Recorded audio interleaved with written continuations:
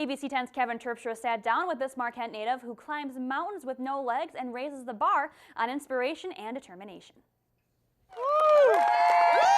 Marquette native Mark Zambon served 6 combat tours in the Middle East as a bomb disposal technician. During his tenure, he was involved in 5 explosions, 3 within the confines of a vehicle and 2 on his person. After recovering from the loss of the distal joints on 2 of his fingers, Zambon signed up for his 6th tour as a way to say thank you to a friend and teammate who died in Iraq in 2007. It would prove to be a fateful decision. But I knew they needed experienced team leaders, and I was like, this is a way for me to say thank you back to the community that Mike came from, by going back and deploying again.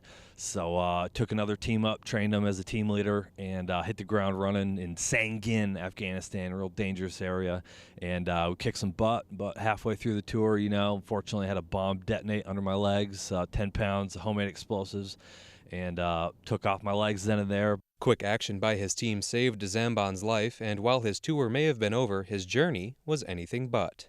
Zambon was approached by Tim Medvets, leader of the Heroes Project, one summer at Camp Pendleton while watching Gary Sinise and the Lieutenant Dan Band. I never thanked you for saving my life. Tim comes up to me, and I'm in my wheelchair, and he's a former Hell's Angel. He's like 6'5", like big as a house, and like eclipsed the sun over my shoulder. He's like, "Hey man, you ever climb any mountains?" And I'm like, "Yeah, I just got back from Telluride, Colorado. We climbed like a 60-foot rock face." And he's like, "No, dude, like a real mountain, And I'm like Kilimanjaro? And he's like, "Yeah, like Kili." He took the weekend to consider the offer before calling Medvets with his answer. The short-term suffering of putting up with so much pain and the cold and prosthetics, and then basically figuring out a new ability that I temporarily had lost in terms of hiking and walking after losing my legs.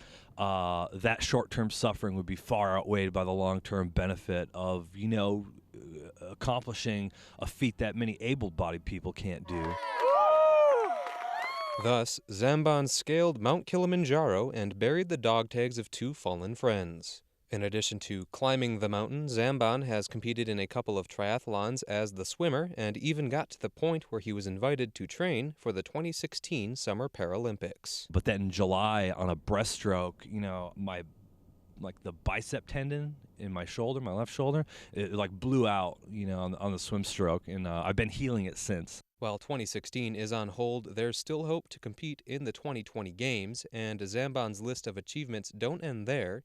He's taken up writing, will appear on the new National Geographic show The Raft. He has participated in the Dakar Rally race, and the list goes on. With so much behind him, Zambon has advice for those thinking about taking that potentially life-changing step. Whenever I think there's a lot of risk involved, then the reward is also, equally or greater so, and, you see from my story, taking on the risks of such a thing as training for and climbing Africa's, 19,000 plus foot Mount Kilimanjaro, is an incredible risky bit, but the product of that is so many doors open that just, enable life and fulfillment in life and purpose and so forth. So grab it by the bootstraps and go for it, man. It's like, you only got one life to live. Like, what do you really have to lose? It's like if you got your dreams in sight, you can idealize, your world or where you want to be in it, then go for it. With the right drive and inspiration, you can take that step and climb that mountain.